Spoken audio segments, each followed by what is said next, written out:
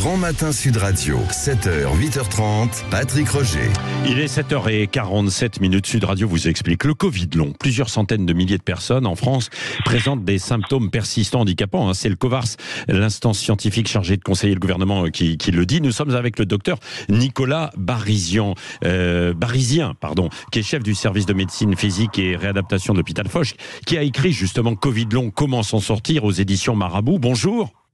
Bonjour. Merci d'être avec nous. Avant de voir ce que l'on peut faire, comment elles se présentent ces symptômes et quels sont et comment savoir d'ailleurs si on a des séquelles du Covid? Alors c'est toute la grande question de cette maladie qui est ce qu'on appelle un syndrome post-infectieux. Ouais. Comme dans toutes les grosses infections, comme la grippe, comme la mononucléose infectieuse, certaines personnes vont traverser cette infection assez rapidement et puis d'autres vont en garder des séquelles qui sont de la fatigue, de l'essoufflement, des troubles de concentration, des troubles digestifs. Et là, on décrit à peu près plus de 200 symptômes possibles qui peuvent persister après une infection aiguë. Donc déjà c'est compliqué. Et là on fait le lien direct. On fait le lien direct avec le Covid. Alors non, justement, parce que ces symptômes peuvent être la manifestation d'une autre maladie qui peut être grave. On peut avoir un infarctus, une embolie pulmonaire qui peut ressembler tout à fait à ces symptômes-là. Et donc le premier temps, c'est d'éliminer ces maladies graves. Et quand effectivement on a éliminé toutes les maladies graves et qu'on a un ensemble de symptômes qui fait suite à cette infection virale qu'est le Covid-19, à ce moment-là, on peut faire le diagnostic de Covid long, mais qui est plutôt un diagnostic d'élimination. Et c'est un peu ça qui nous pose problème, à la fois aux médecins et à la fois aux patients. Oui, c'est ça. Alors les médecins généralistes qui sont les premiers aussi à voir les patients, est-ce qu'ils sont formés pour ça, pour détecter ces Covid longs par exemple ? Alors, ils sont informés, oui, parce qu'il y a eu des campagnes d'information de professionnels dirigées vers les médecins généralistes, vers les urgentistes et vers les kinésithérapeutes qui voient aussi beaucoup de patients qui les sollicitent pour leurs symptômes.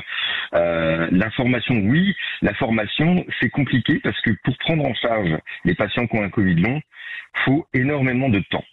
Parce que il y a plein de symptômes, il faut dépatouiller tout ça et c'est très très long. C'est complexe, ce n'est pas sophistiqué, mais c'est complexe et ça prend beaucoup de temps. Et aujourd'hui, vous savez que les professionnels de santé...